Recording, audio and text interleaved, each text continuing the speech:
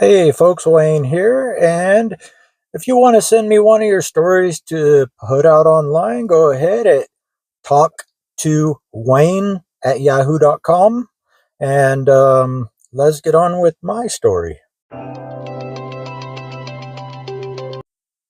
So, one of the stories I got for you today is when I was about 9, 10 years old, I guess, I was on a bus and I rode it from my house to the Florin Mall in Sacramento.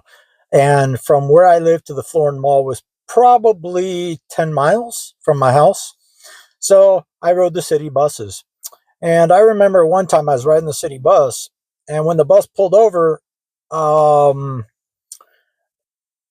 you won't believe this, but who I thought was Cheech and Chong got on the bus.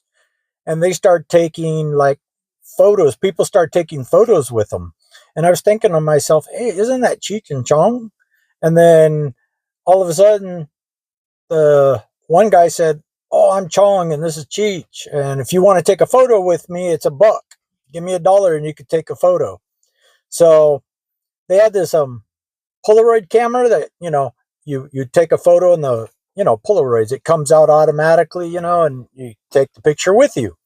So I figured for $1, I would go ahead and take a picture with no other than Cheech and Chong.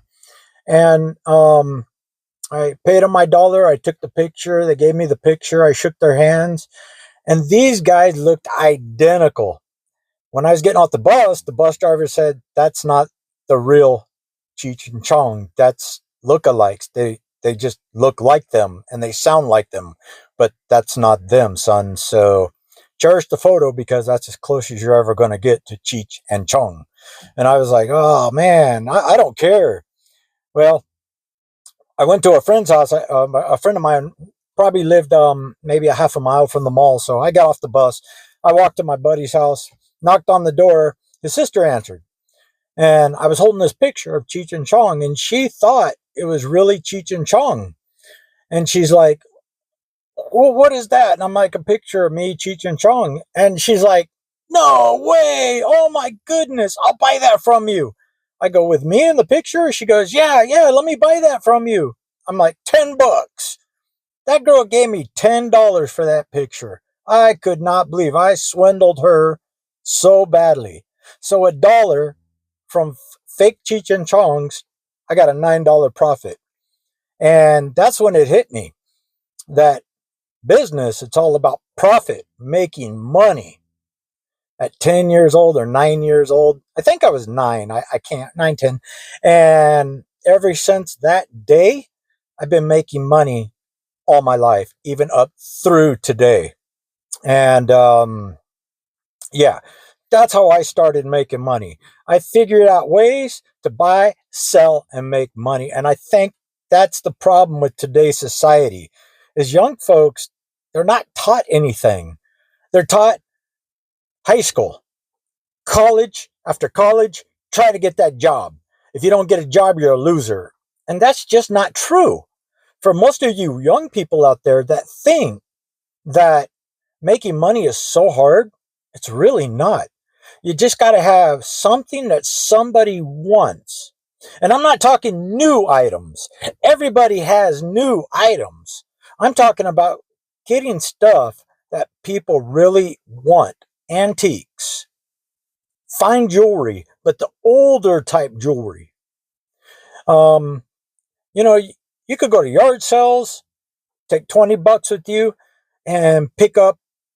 My wife, me and her went to a yard sale, probably about a month back, and she found this little um, metal dish, and in the center of it was an angel, and at the top of the angel was a dove sitting on the head. And I think she paid $1 for this little jewelry thing, whatever it was. It looked like a miniature bird bath, but it was just really small. It probably only stood about 10 inches tall. So I think she paid $1 for it. And in 1 week on eBay, 1 week, she got $50 for it. In 1 week, guys. That's what I'm talking about. That's how you make money. And a lot of people, they just don't know how to do it. Um, you just got to get out there and find things that if you like it, somebody else is going to like it, you know, and try to stay away from the new stuff, because all the new stuff today is cheap, fake, and undesirable. So you want to get the desirable for women if you're women. For instance, we went into a Goodwill probably in, I don't know, I'm going to say June, July, somewhere about there last year. And my wife found this box. It was like an ornament box, and it's got a little door on it with glass in it. It's got some shelves inside, and it looked old-fashioned. It wasn't. It just looked old-fashioned. And she picked it up at the Goodwill for like $5. And she said, I bet I can get 60, 70, 80 bucks for this. I didn't believe her. I said, no way. And she said, I bet I can. So I said, okay, bet you $10 that you can't. How much? She said, I'm going to get at least 60 bucks for this. Okay. So she put it on eBay for $80 and she got offered $70. I lost 10 bucks. So yeah, she won again. She always wins me. Every time I make a bet with my wife, she always wins me, and I never learn my lesson. I keep betting her and betting her and betting her, but then I always lose to my wife, and I never win. And kind of makes me feel good because my wife is smarter than me, and I can admit that. And I don't have a problem admitting that. You know, I'm going to go into what's happening around the world today. And,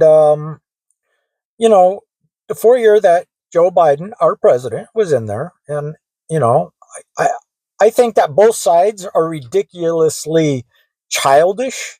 Both sides are crazy in their head. And both sides need to grow up and start working for the American people that pay them. But that's neither here nor there. And I was asked the other day what I thought about the new administration sending back people to to their countries. And I didn't really have a remark on that because I'm only on this earth for so long. I don't control the earth. I have to take care of my family. I don't have time to worry about what I can't control. I can control my family, but I can't control everybody else. I can't control the government. I can't control everything that's happening on the border. I just can't do this, and neither can you. Nobody can, unless you're in Congress or unless you're the president.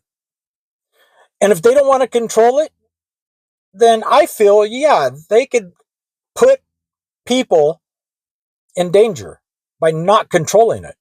And I'm not talking about people that want to come over here. I'm talking about criminals, the criminal side of it that comes into our country. I'm all for getting the criminals off the street. But I'm not just talking about criminals that come in from the border. I'm talking about criminals that live here in our country as well. Criminals are bad all the way around, no matter how you look at it. And I saw a video the other day of how this guy got arrested, and he was thanking Joe Biden and Obama. I don't know why, but he was thanking them for everything they did for him. And he was a affiliated gang member. I don't know what gang. I don't know nothing about that. But I did see it, and I heard him saying that. And you know what? Okay, say it, because I guess he likes them. I have no problem with that. I don't have a say either way. But if you're a criminal and you hurt children and you hurt people, you hurt the elderly, you steal from people, and you're making us live in a society where it costs us more to live and it hurts the ones we love, then yeah, you need to be locked up. that's just that. That's my thought about it. And I can't change my mind on that, no matter what. I'm not going to be able to change my mind on that. So that's my vlog for today. That's my stories. I have nothing else to say today, so I'm going to get off of here, and you guys can email me at talktowayne@yahoo.com if you have any comments or questions, or you just want to tell me a story. I love telling your stories online. I love doing stuff like that. So, yeah, if you want to say hi, talktowayne@yahoo.com. Otherwise, I'm Wayne, and I'll see you on the next one.